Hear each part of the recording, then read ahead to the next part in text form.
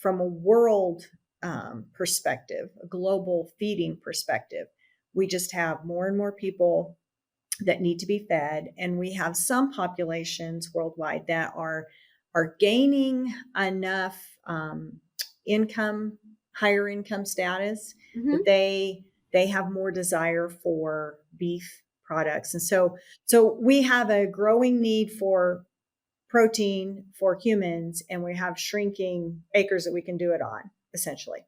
So the confined cow-calf thing just really came out of a lot of that, some empty feedlot pens here and there, and some different systems that we could put together that in some way or another would utilize annual forages and residues, that kind of thing. So whether that's being able to use some of that cornstalk residue for grazing and some cover crops, in between there, and then some confinement time in the summer when sandhills cows would be out on pasture, or if that's harvesting those and then feeding in the pens.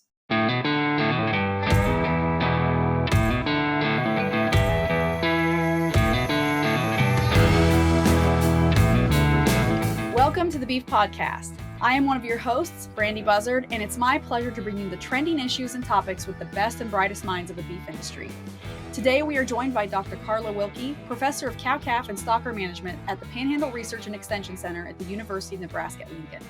Dr. Wilke earned her bachelor's degree in agriculture education at Texas A&M University and her master's and her PhD in ruminant nutrition at the University of Nebraska. Her professional career has taken her from Tennessee to Texas and back to Nebraska, and I'm really looking forward to talking to her today. So let's get started. Dr. Wilke, welcome to the podcast. Thank you for having me. I'm very excited to be here. Excited to have you and talk about your perspective and role in the beef industry. So to start off with, can you tell us a little bit about how you got involved in the beef industry in your career path so far? I know I touched on a very few points in your bio and that's not all encompassing. So whatever you care to share with us from that point, we'd love to hear more. Well, I grew up outside of Amarillo, Texas on an integrated farm, dryland farming operation where we also ran stocker cattle. And we had a few cow-calf, mainly. That was for training purposes for the kids more so than an enterprise, because in the farming country there, it just made more sense to run stocker cattle. And so I probably, developed my interest in the beef industry as a child there doing that. And from there, that just developed both the cow-calf side of that and the stocker, and in the feedlot industry too. Just all the segments really. It's where that kind of developed. And so then, I guess additionally, because my dad also had a research job, he was a research technician for Texas A&M at Bushland. And so, I got to see a lot of how research is conducted, how we come up with the answers that we give producers. It was kind of fascinating to me. And so I guess I just kind of put all those growing up background things together when I went to school and kind of took this career path. And so now I've been the cow-calf and stocker management specialist for UNL out here in the Panhandle for almost 15 years. And then in addition to that, I am married to a farmer who also has integrated cropping and livestock systems, but it with some irrigation and things, so it makes it a little different. And so we also run mama cows in confinement and semi-confinement, and then we were able to use corn silage and wet distillers and residues and things to feed them when they're not on pasture. And so I really don't know where my personal life and where my professional life where one starts and one ends, because it's pretty blurred for me. Right. Yeah. So you mentioned this, you're just speaking here that you and your husband have cows in confinement and semi-confinement when they're not on pasture. And so that's something, that's one of the things that you've focused on in your career and your career expertise. So could we dig into that a little bit more? Sure. If you could share that with us, because I can't speak for the whole beef industry, but I am not, when I think of Nebraska, I think of corn farming and I think of cattle in the sandhills and such. So I Exactly. don't necessarily go to confinement and semi-confinement. So maybe you could speak about that. And you're just like everybody else. That's pretty much, what your thought is. It's either Nebraska's corn or it's the sandhills. But when you look at the Midwest in general, upper Midwest in general, they have just consistently lost pasture acres through the years to farm production and to urbanization, things like that. And yet, from a world perspective, a global feeding perspective, we just have more and more people that need to be fed. And we have some populations worldwide that are gaining enough income, higher income status, that they have more desire for beef products. And so we have a growing need for protein for humans, and we have shrinking acres that we can do it on, essentially. So the confined cow calf thing just really came out of a lot of that, some empty feedlot pens here and there, and some different systems that we could put together that in some way or another would utilize annual forages and residues, that kind of thing. So whether that's being able to use some of that cornstalk residue for grazing and some cover crops, in between there, and then some confinement time in the summer when sandhills cows would be out on pasture, or if that's harvesting those and then feeding in the pens. There was just lots and lots of questions. And so I've focused since about 2010 on doing research on this. And then I think it's helpful that we have our own cows and we do some of these things with them, because you really kind of find out that there's things that you can do in a research setting that work pretty well. But then when you go to translate that to an actual producer's system, that there's adaptations that need to be made to that. Right. And so I guess that's kind of helped me in the extension side of my job to help producers more, when I'm like, okay, so how we ended up doing this was, so we have both.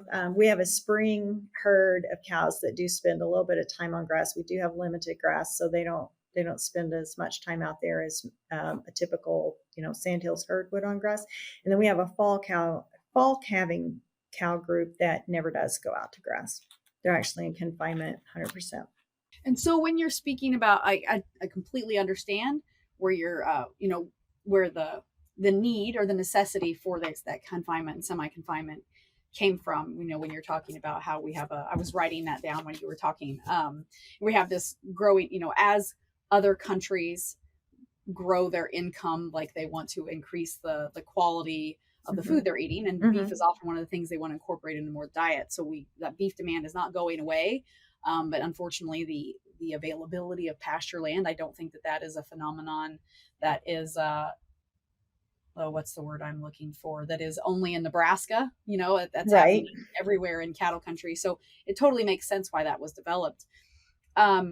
When you're speaking about confinement, so those cows are like dry lotted, year round. Is that what, that's the confinement that could be part of its system. The neat thing about the confinement cow feeding thing is it can totally be tailored to the resources that a person has. And I guess another situation that comes up frequently where cows might need to be confined part of the year is drought. And we have a lot of that going around. And so a lot of that is just trying to help producers figure out how to, with the resources they have, how can we either, feed them in dry lot.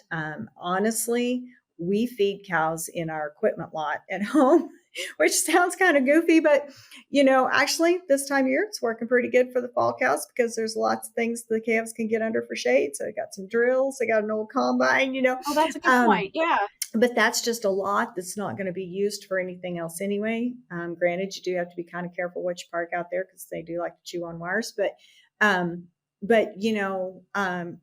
we have pasture bunks so they can eat on either side of it. And you can put the ration in there. We have some pens where it's a inline bunk. And so maybe they're in there. We've had producers feed out on corn stalks, just feed on the ground, maybe along a hot fence or something, shoot it under the hot fence so the cows don't lay in it and things. Right. But just, a pivot corner. It doesn't have to be. Sometimes when we say confinement feeding, that's immediately where people go. They assume they have to be in a feedlot with a feed truck, with the fence line bunks, that kind of thing. And that's pretty handy, but that's not the only way, I guess, is what I'm trying to point out of that. Yeah. Well, and again, that's a facility. It can be a limitation. Not everybody has, a lot pen with inline bunks. So hearing, your solutions that you're advising people either through extension or, other outlets, how they can do that, that must be I feel like that's helpful to people to hear this from you. It is. And years and years ago in the Midwest, everything was a farmer feeder. All the feedlots were a smaller farmer feeder. And as feedlots have grown, and a lot of cattle are fed in 50,000 head capacity lots or more, or at least 15,000 or whatever, there's a lot of those lots that were designed for 1,000 to 5,000 head that are really not being used that much for that. And so, when we start talking about bringing somebody home, how are we going to expand the operation so it supports another family? If people start looking at those pens that aren't in the best of condition, but could use a little fixing up, but, we don't really have the pasture, or we can't afford the pasture to expand to bring home the kid that wants to come home now or whatever, starting to think outside the box for some of those facilities. Well, could we modify them a little bit and put pairs in there, or, whatever. And so, those are just some of the things that, it's just sometimes the whole confinement cow thing, people think, no, cows belong out on grass. And, and I don't disagree. I wish we could all do that, but it's just not as feasible today as I wish it was. Right. And I think that just, there's just perception, and we kind of tend to get in. I think all beef producers to some extent, we focus on, like, it's hard for us to think outside our own farm gate, think that there's things outside that. But I think, I don't know who I heard say this. So if they're listening, I'm sorry. I'm not trying to them. There's 1,000 ways to raise cattle, right? Like there's 50 beef cattle are in all 50 states. And just even within a state, cattle are raised differently. Like the way we run cows is different than the way they run cows at the western end of Kansas. You're in Nebraska, the way you guys run cows, clearly, as you explained, different than a lot of other people. And so I think that because the beef industry is so, it's not very diverse. Yeah, it's very diverse. It's not like a vertical chain, like poultry or pork. It's very diverse. We can be very segmented, and that, that's not necessarily a bad thing. And that allows us to change things. And so I think it's good for people to hear other perspectives. It's not bad to have cows in confinement. It's just a way to manage them using the resources that you have available. There's a couple of things I think that really, with the exception of if you're doing it short term because you're in a drought, there's things we can do there. But one of the things that I always work with people on is doing some limit feeding. Okay. So it's feeding nutrient dense diets that meet their needs. Mm-hmm. You're not feeding them as much. It's not ad lib feeding. So it's kind of like, I was explain it to people like it's eating a piece of pie versus eating 2 bags of carrots. Yeah. So I'm not eating as much, but I'm getting absolutely all the calories I need. Those are probably not really good examples because one has nutrition in it and one's just junk. But point being, you have a condensed nutrient. Yeah. In that case, maybe it's just calories, but in a smaller piece. And so if we do a little about that, we waste a little less feed, and maybe we get away with feeding a little less. And then trying to use some of those feed resources that may be cheaper, like, we can mix something like wet distillers in with some ground cornstalk residue that's kind of cruddy stuff anyway. We can still meet her needs, and we're not feeding her alfalfa or, the higher costing feeds as much. So we look at those kinds of things. And then the other thing, if you're doing it as a system, I try to get people to kind of think through their paradigm, and maybe this is not where we go out and we develop the best quality heifer and we try to take her all the way through the system like we do on grass, this goes back to our other topic was managing cull cows a little bit. And it's managing cow depreciation, because if I am going to have a little more feed cost in them or a little more labor cost, in this, then do I use an older cow that maybe doesn't fit the range system anymore, but now I'm handing her feed already ground and mixed, maybe I get 3 more calves out of her in this system. And so, looking at some of those things that if I have more costs here because of this, where else can I maybe shave those costs a little bit?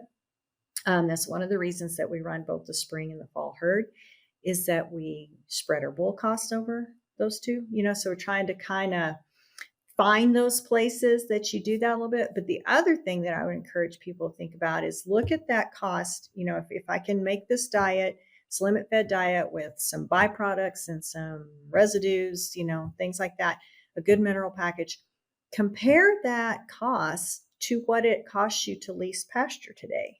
And you might be surprised, That's a fair point. Yeah.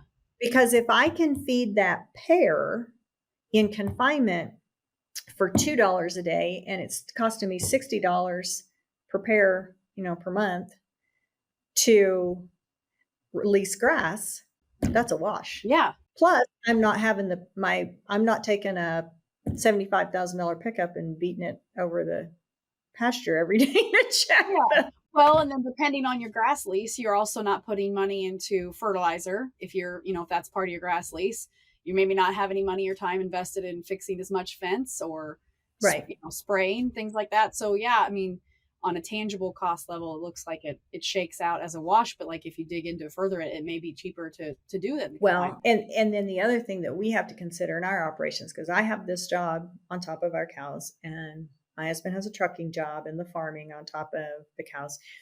And so, sometimes having them contained where they're supposed to be and being able to just run a feed truck by them. Well, honestly, because if I'm supposed to be here doing this podcast with you and somebody calls and says the cows are out, I've still got to do this podcast.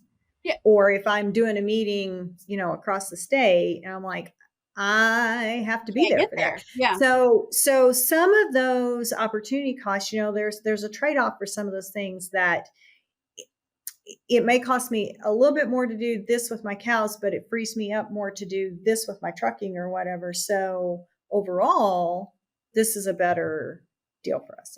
This is what's going to make the whole thing work. Right. No, I totally understand. I'm a very big proponent of systems thinking. Like if I make this decision on this end, how does it impact, my marketing date or my marketing weight or any of those things, my breeding date, the nutrition available to my cows at breeding. If I make this change over here, what does that do to my whole system?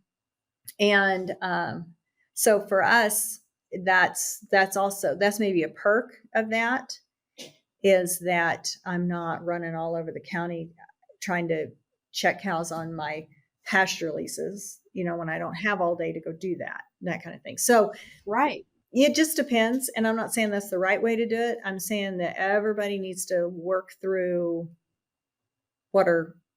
think through all those aspects and then work out what's going to work best for them.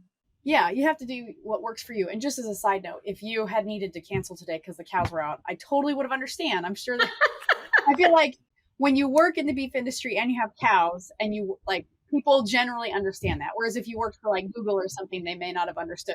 I would have understood and totally would have accommodated that. But you're right. Because they always get out when you're gone or something like that. But everybody has to do, that again, that's what we were just talking about, is that there's 1,000 ways to do it. And you have to do what works well for you in your own situation. Because many people in the beef industry, I don't have any percentage off the top of my head, but it's not uncommon for people to work full-time jobs and also basically have a full-time job with cows that they work from 6 p.m. to 10 p.m. and on the weekends. And so I don't know what that percentage is either, but I will tell you this, for all the cows that there are in the Sandhills, which is a lot. Right. Yeah. And all those operations have, 500 to 1,000 head operations. The average cow-calf producer in Nebraska still only has like 50 head. And so that tells me that there's a lot of us out there working those second jobs and running some cows to bring the average down from what it is up where, that's the thing, where cattle's king.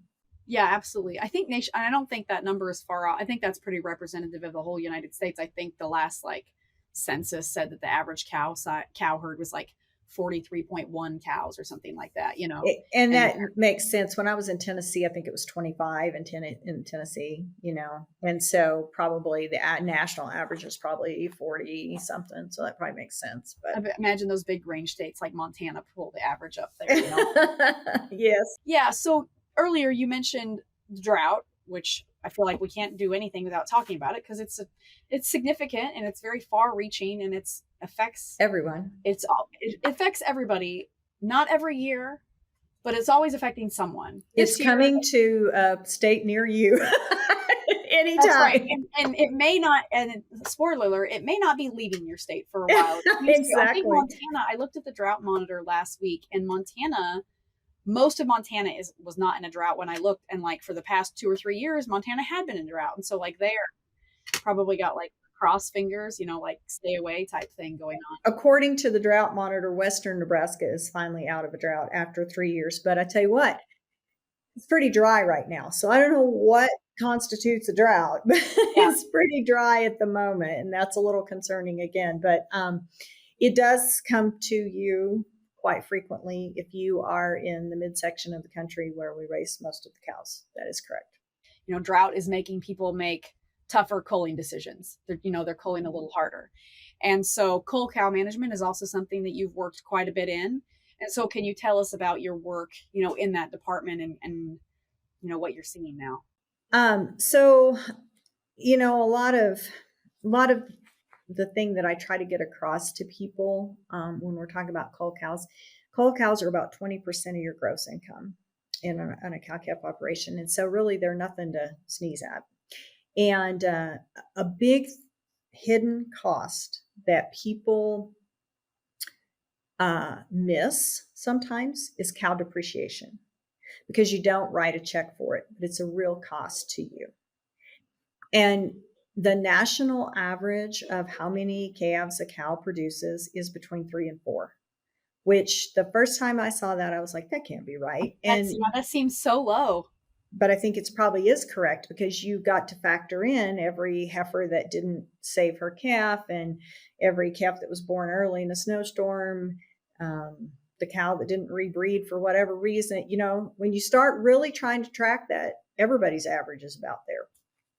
And so what you have to consider then is if you paid $2,000 for that cow and you sold her for $800 as a cull way up, and she had 3 calves, I think that is a $400 depreciation cost on that cow.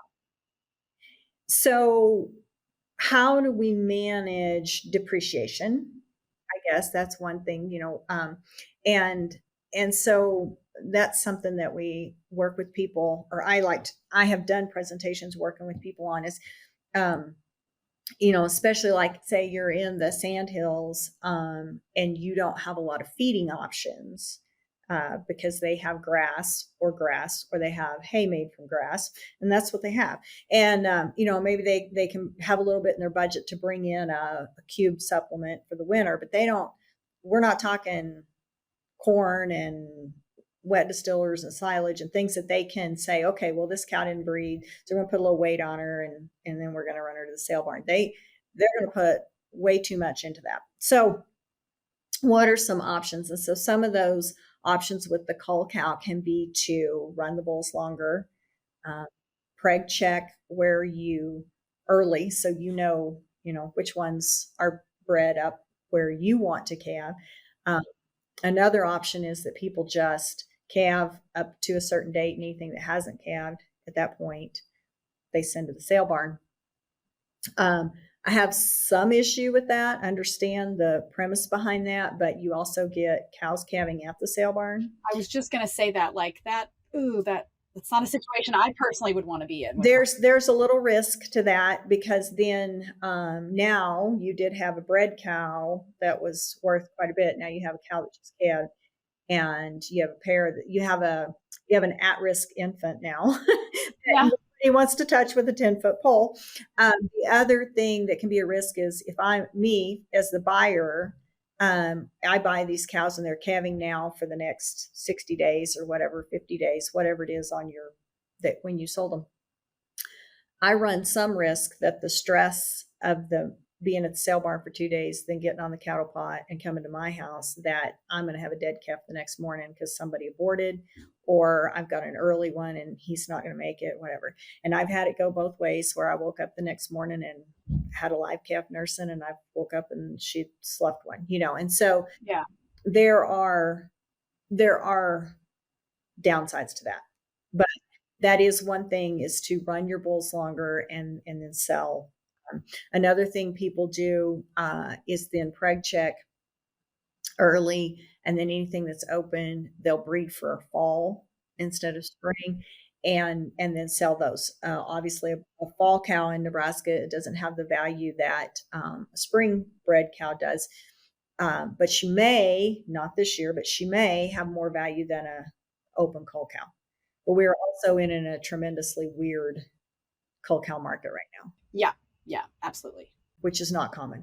So a lot of times a bred cow, and then depending on where you are in Nebraska, if you're close enough to the border, you may be able to pick up some Kansas buyers for that fall bred fall cow that would have a longer growing season, might have some different feed resources, or somebody in a confinement system. It doesn't matter to me whether she's spring or fall calver, because I got to feed her in confinement either way. And so we fall calve, so it it doesn't scare. Like, I live in Southeast Kansas, and buying a fall calver out of Nebraska, that I have no risk. Yeah, it doesn't scare me at all.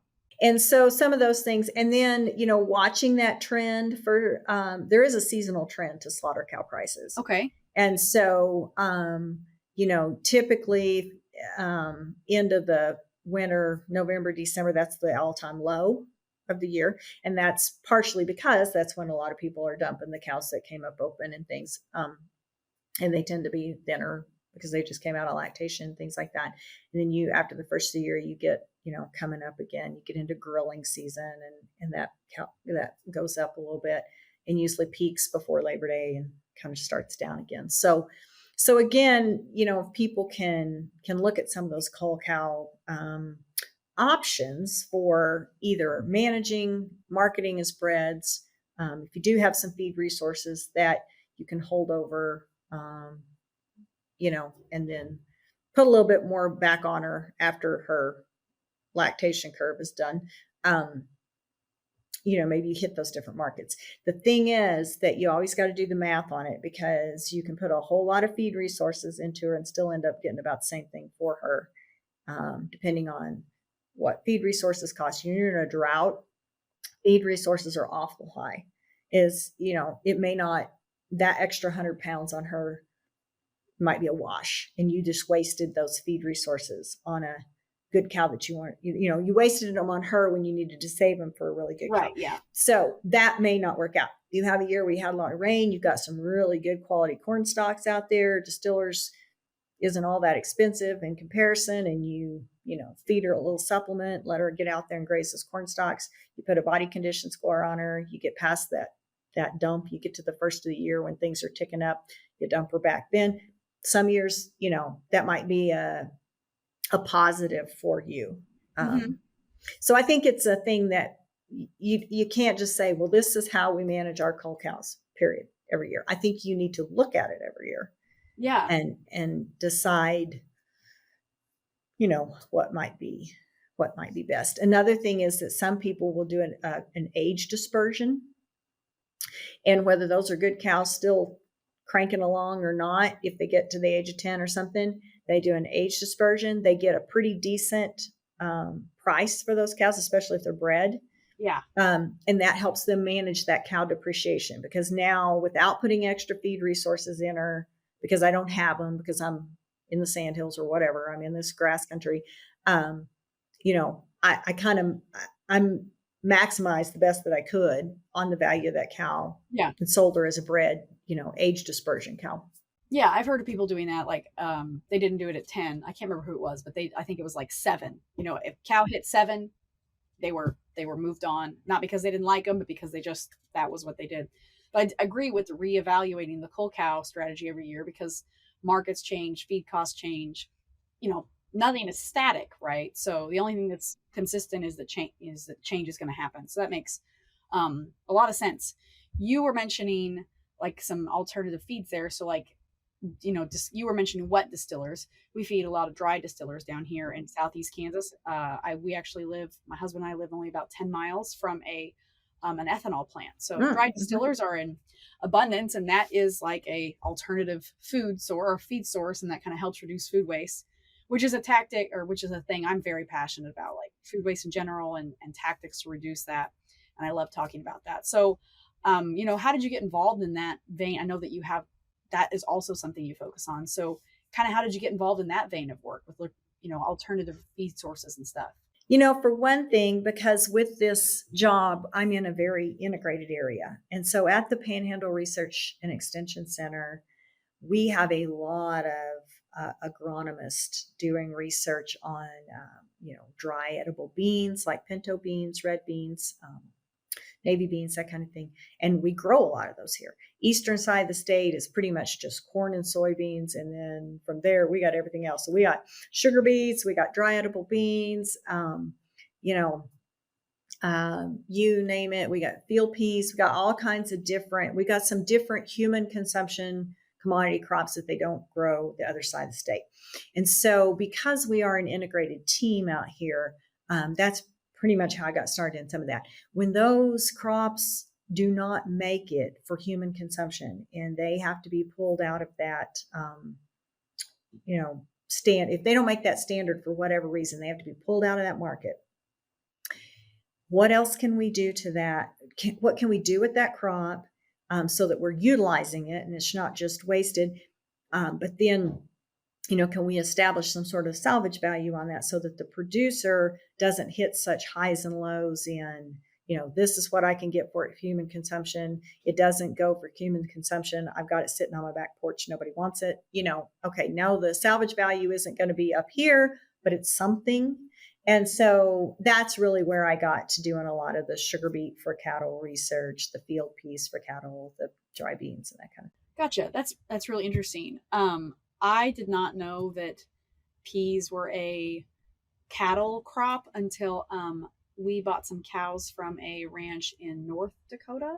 Yeah, about 5 or 6 years ago, and I followed their Facebook page, and they were chopping peas. I think they said they were chopping peas for silage. I guess you call that peelage. I don't know. I think that is, I don't know. I think that's a great marketing term for it, peelage. But yeah, there's two types of peas. There's forage peas, and those are grown like in a mixture with either by themselves or with oats. A lot of times there'll be a mixture in an oat forage crop that makes phenomenal hay or good silage. And then there is a grain pea, and you let it go all the way to grain, and then that goes either for like split pea soup for humans. There's a huge like pet food in the industry. Pet food industry uses a lot of field peas as the grain that goes into because it's high protein, so into foods. But that market is easily saturated, and so once we've maxed out or not made those two, where does it go? And so that's where a lot of the field pea research for cattle then came to be for that.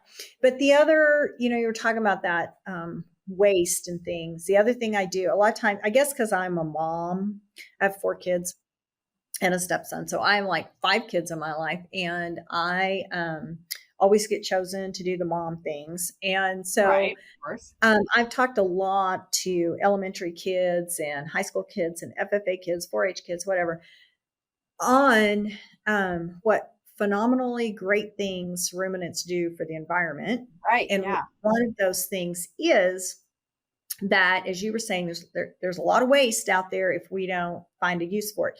So, the clothes you wear result in cotton burrs, cotton hulls, and cottonseed meal, and um, distillers is a byproduct of the ethanol industry, and wet corn gluten feed is a byproduct of like corn oil industry or whatever. And so those byproducts, citrus pulp is a byproduct, and so that's fed a lot in Florida. So a lot of these things would end up in a landfill, but we're able to feed them to ruminants, and then they can convert that into a protein source that we can use for humans and easily digest and get lots of nutrients out of. So that's kind of a passion for me too, because I'm like, wait, why are cattle getting such a bad rap for being bad for the environment? They are fantastic for the environment. Absolutely. They even eat leftover cookies. And at my house, that's always been a hard concept to understand because we don't have leftover cookies. Leftover cookies. Yeah. But if baked goods go past their expiration date and have to remove them from the store, what do you do with them? Well, you can throw those in a finishing ration for cattle. Yeah, they really are. Cattle are great recyclers, but also great upcyclers too. So I grew up about 25 minutes from a Russell Stover's candy factory. Oh, awesome. And yeah, and so a friend of mine, her dad, they had pigs, so it's similar. He would go and get like a truck of the candy that had been dropped on the floor, like powdered sugar that had expired, things like that, and he would mix that in to both his cattle and his hogs finishing ration. Like, he wasn't just like, here you go, here's a bunch of turtles, eat just this. No, it was mixed in. No. You have to work with your nutritionist to blend that in correctly, but yeah. Yeah, but that was my first exposure to that, and I couldn't have been more than like 12, and so that was really interesting for me to learn that, and that I wonder if that really sparked my what I'm focusing on now and stuff. But I think it's really cool. We have to spread that to people so that they appreciate it and understand. Yes, I mean, you ever wondered what happened to leftover pumpkins after Halloween? I feed them to my cows. So yeah, exactly. And you can, if you have a pumpkin field adjacent to a corn residue field, you can give them both of those at the same time, and they'll clean up both really nicely. But there again, I'm like, there's a lot of waste that people don't think about, that being a waste. Yeah. And so what do we do with it? How do we get rid of it? 9 times out of 10, cattle take care of it for us. Yeah, absolutely. Last year, so I have 2 kids. I have a 2-year-old and 6.5-year-old, and adjusting to having 2 kids, everything takes more time. So I just neglected in the hustle and bustle things to throw the pumpkins from the fall into the pasture. And so they just kind of, like liquefied and melted on the porch until I actually threw away the remains. And this spring, I had pumpkin vines growing out of my flower beds, and I just last night picked the pumpkins and we used them to decorate the porch, but I took the vines, and there was a couple squishy pumpkins. I took them over and threw them into the feeder pen where we do our freezer beef cattle, and this morning they are all gone. So, I mean, they're fabulous at just helping clean things up. So they do.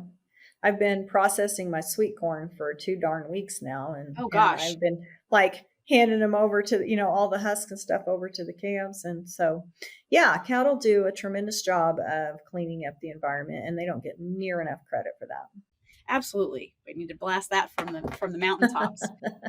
Well, we've been talking a lot about your work life, and I know that you mentioned that your personal life and your work life meld very well, are almost seamless, right? And so I think that's a sign of actual happiness when what you're doing in your spare time, you're doing at work. Maybe it is. It's helpful. But, when you aren't working on your farm and with your husband, and when you're not at your actual job, your job there with UNL, how do you fill your time with any hobbies, or do you have any time to fill with hobbies? I used to run some. I've run quite a few half marathons. I used to do some of that, but it just seems like, the time just gets away anymore. And I will, if in the wintertime, once in a while, I will let myself read like a suspense thriller kind of thing, and so, and I don't know why, because I hate scary movies, and so I don't know why. I'll just read the heck out of that if I can. You can close the book though, and you can I guess walk away from it. You don't have to keep watching the movies. So I do like mystery, suspense, thriller things once in a while. I just don't have enough time for that kind of thing.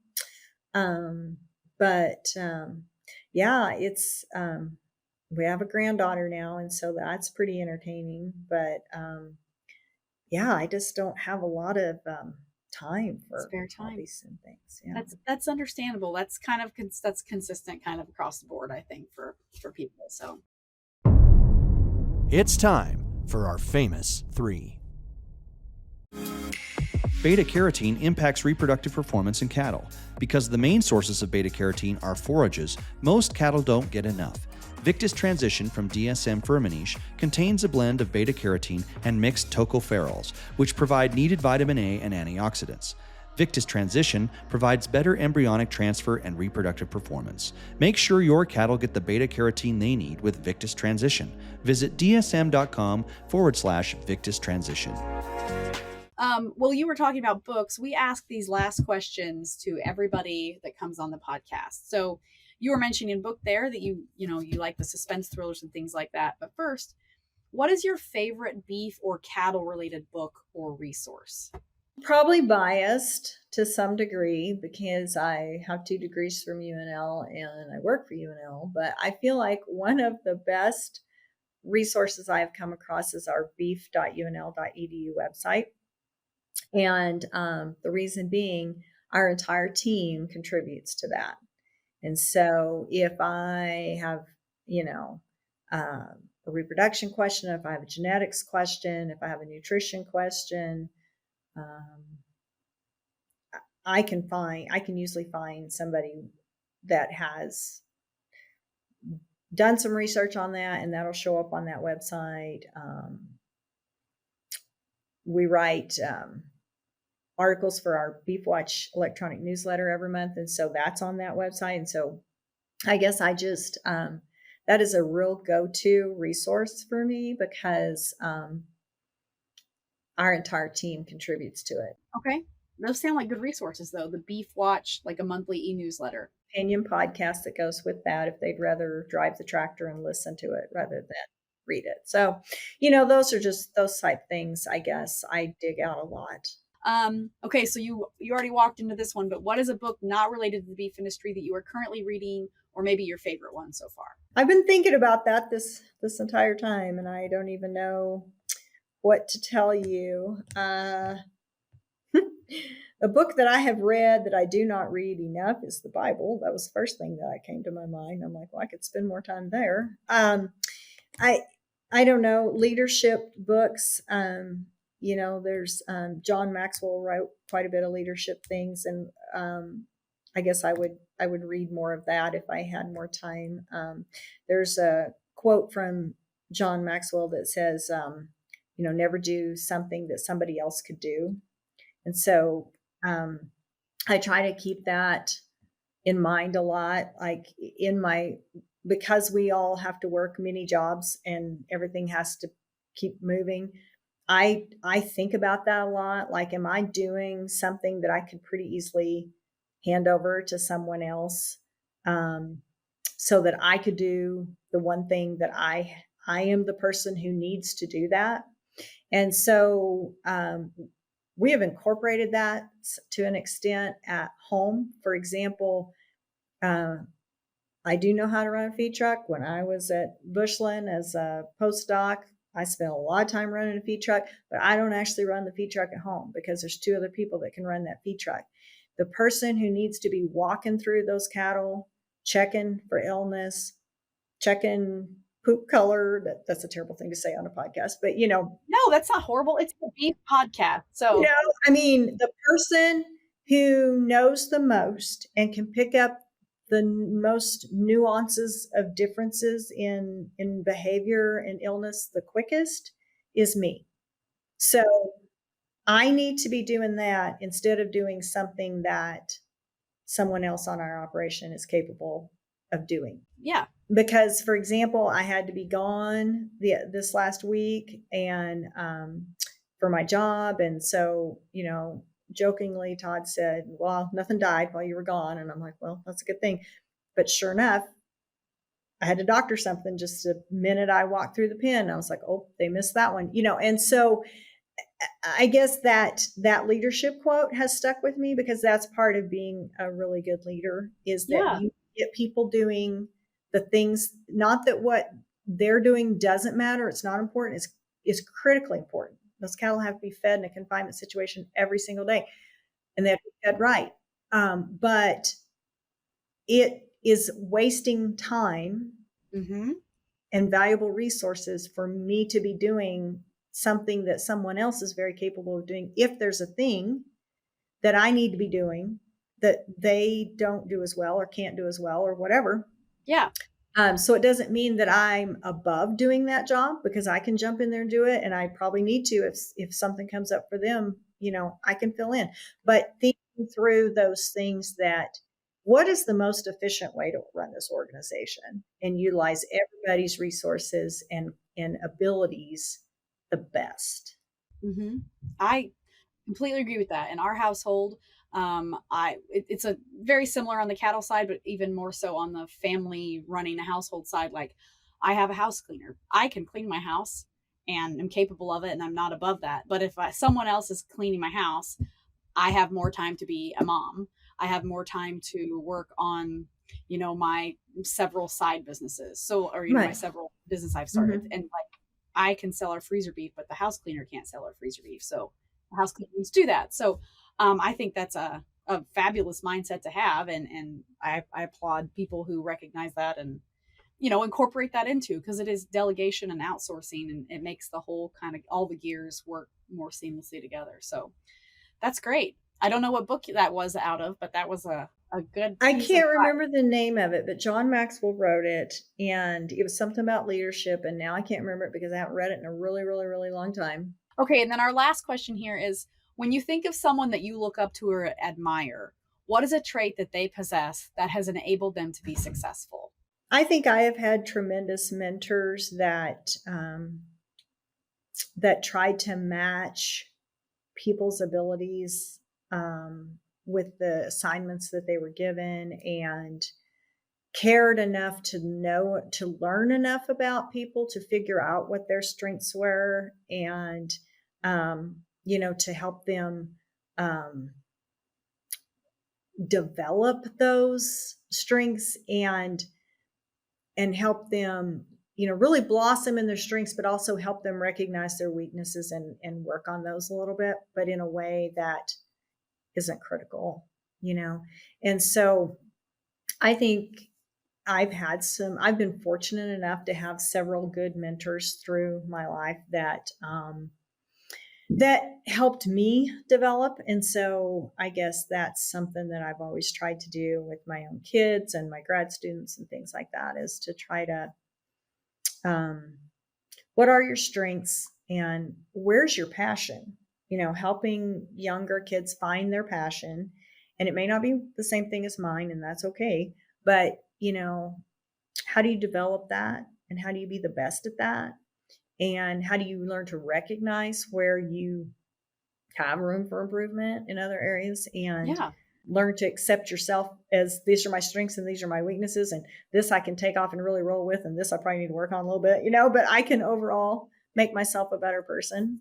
And so, yeah, I've been very blessed my whole life to have some very, very good mentors. That's great. I mean, that's really encouraging. And you are actually not the first person to say pretty much that exact quality. And I cannot remember which of my guests in the past have said it, but that quality of like investing time into someone and helping them become their best, kind of like you've heard the term like kingmaker type thing, kind of along that lines. You're not the first person to have brought that up on this podcast. So I think that that's really great to hear that you've had those people in your life, and that you also said it's so important to you. You're probably doing that to others as well. So that's really encouraging. Sadly, that is all the time we have for today. I could sit here and talk to you about cows and their environmental sustainability and different kinds of operational strategies and things like that for another hour, I'm certain. But unfortunately, I do have to let you go. Thank you so much, Dr. Wilke, for joining us here today on the Beef Podcast. If people want more information about your work, we didn't even get to talk more about your research, but if people want to learn more about that, or information from the Panhandle Research Center, I have the Beef Watch e-news. I have the beef.unl.edu website. Are there other places that they can go to learn more or reach out to you? My email address is kjenkins2 @unl.edu. So KJENKINS followed by number 2 @unl.edu. And so, when people have questions or they're like, we have this resource, but I'm not sure, how much of it to feed or, whatever. I mean, that's kind of the extension side of our job is we try to help producers with rations, management, that kind of thing.